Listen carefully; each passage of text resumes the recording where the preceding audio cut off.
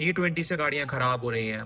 E20 से गाड़ियों की फ्यूल पंप में दिक्कत आ रही है और E20 की वजह से ईपीसी फेलियर्स आ रहे हैं।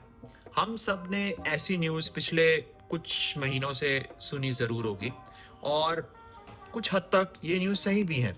बट क्या आप लोग जानना चाहते हैं कि एक 7 साल पुरानी नॉन E20 कंप्लाइंट गाड़ी के साथ असलियत में क्या होता है? मैं आज इस वीडियो के अंदर अपने ऑनेस्ट थॉट्स आप लोगों से शेयर करने वाला हूँ, क्योंकि मेरे पास भी एक नॉन E20 कंप्लाइंट गाड़ी है जो कि हमने 2019 में ली थी, which is Baleno Delta 1.2 litre petrol. So उस गाड़ी के साथ मेरे या हमारी फैमिली का क्या एक्सपीरियंस है अभी के टाइम पे, और क्या सही में E20 की वजह से बहुत मेजर प्रॉब्लम्स फेस करनी पड़ रही है हम जैसे non E20 complaint car owners को, वो भी इस वीडियो के अंदर जानते हैं। क्योंकि मैं ना एक प्रैक्टिकल आपको अपना थॉट्स बताना चाहता हूँ कि सही में क्या प्रॉब्लम्स फेस करी है हमने as a non E20 car owner, और क्या सही में जो इतनी मिस इन्फॉर्मेशन या इतना बज़ है अराउंड E20, इज दिस और is that really true? So let's get started with the facts. So सबसे पहला फैक्ट यार, हमने ये गाड़ी ली थी अक्टूबर 2019 में, और हम ना अपनी कार्स को ज़्यादा ड्राइव करते नहीं हैं क्योंकि हम जो हमारी गाड़ी की पार्किंग है वो घर से बहुत दूर है। तो getting the car out is itself a very big hassle for us. So हम ज़्यादातर टू व्हीलर्स को यूज़ करते हैं to go to from A to B।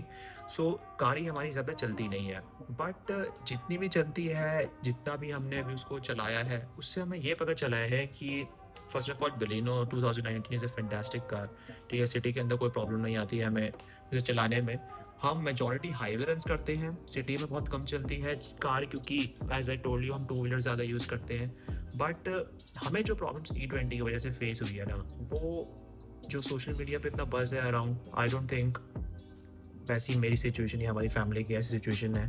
Because पहले जब हम गाड़ी को before this E20 got mandated compulsory in every fuel station, इससे पहले हम गाड़ी को जब चलाते थे हाईवेज पे या फिर कहीं भी चलाते थे, तो we would get decent mileage around 18 to 20 के बीच में। ठीक है, यहाँ तक कि तो मेरे फादर ने कभी भी 20 की माइलेज भी निकाली हुई है बलिनो से। और मेरा ड्राइविंग स्टाइल थोड़ा सा एग्रेसिव है, तो बट मैंने भी 18.5 की माइलेज निकाल रखी है उससे, on a highway of course. But city में भी यार it used to give us around 18.5 18, इससे नीचे नहीं जाती थी। But after this E20 definitely mileage reduce हुई है यार, अब 17.2 17 के अराउंड होवर करती है mileage. But to be honest, इसके अलावा there is no any other issue that we are facing with the car. The car works absolutely fine, no any fuel pump problems, कोई भी corrosion की problem नहीं आई है अभी तक। डेफिनेटली माइलेज ड्रॉप आया है, एज आई सेड। रियली मैं जो आप लोगों को आज बताना चाहता हूँ वो बताना चाहता था एक प्रैक्टिकल पॉइंट ऑफ व्यू से, या इन रियल लाइफ सही में क्या प्रॉब्लम्स आ रही है। यार मैं ये नहीं कह रहा कि जो भी जिनको भी प्रॉब्लम्स आ रही हैं वो लोग झूठ बोल रहे हैं या उनका कुछ और इशू है। डेफिनेटली E20 की वजह से कुछ हाई एंड कार्स या फिर जो E20 कंप्लाइंट कार्स नहीं हैं और उनके इंजन इतने रेजिलिएंट नहीं है, उनको डेफिनेटली प्रॉब्लम्स आ सकती हैं या आ रही होंगी, I am not denying that.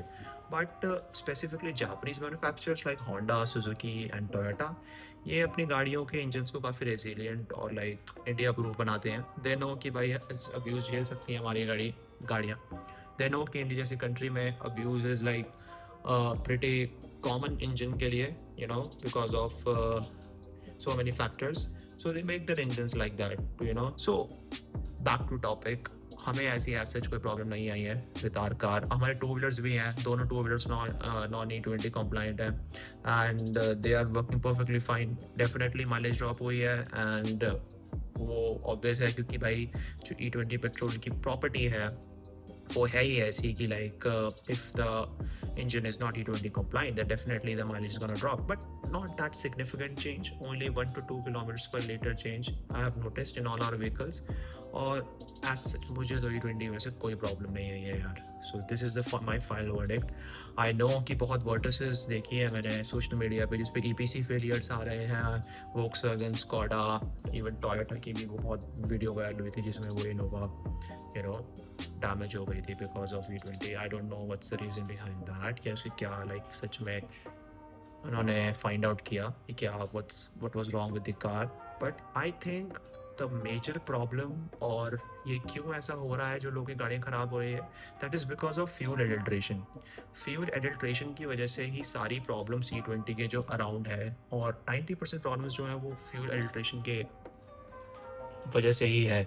क्योंकि फ्यूल एडल्ट्रेशन की वजह से क्या होता है ना कि जो अब पेट्रोल, ये जो अब फ्यूल मिलने लग गया है, वो बहुत ज़्यादा एडल्ट्रेशन प्रोन है। लाइक उसको ज़रा सी भी आप केयरलेसनेस या अब्यूज से अगर गो थ्रू कराएंगे तो वो डेफिनेटली एडल्ट्रेटेड फ्यूल बन जाएगा। और एडल्ट्रेटेड फ्यूल जापानीज मैन्युफैक्चर से कोई भी गाड़ी, यार कोई भी इंजन नहीं झेल सकता, ठीक है ना। एडल्ट्रेटेड फ्यूल की वजह से ही जो भी प्रॉब्लम अराउंड E20 है वो हो रही है, एज पर माई ओपिनियन, या जो मुझे लगता है। ठीक है, तो अगर आप अपनी कार के अंदर एक अच्छे fuel pump, trusted fuel pump से या फ्यूल स्टेशन से पेट्रोल बनवाते हैं, so I think you guys are good to go. तुम्हें ऐसी एच एफ E20 की वजह से कोई प्रॉब्लम नहीं आएगी, despite mileage drop of course. Again I am not saying कि भाई जो भी सोशल मीडिया पे बज़ है, ये लोगों का रिव्यू है with the E20, that is wrong. I'm just sharing my opinion, my thoughts कि मेरे एक्सपीरियंस में रियल लाइफ में मुझे क्या प्रॉब्लम्स फेस करनी पड़ी because of E20। So that was all in this video. I just wanted to share my thoughts. मुझे लगा ये चीज़ बाहर जाना बहुत ज़रूरी है कि भाई रियल लाइफ में क्या सही में प्रॉब्लम्स आ रही हैं ओल्ड कार ओनर्स को जो कि E20 नॉन कंप्लाइंट कार्स को ड्राइव कर रहे हैं। That was all. Till then, I'll see you guys in the next one.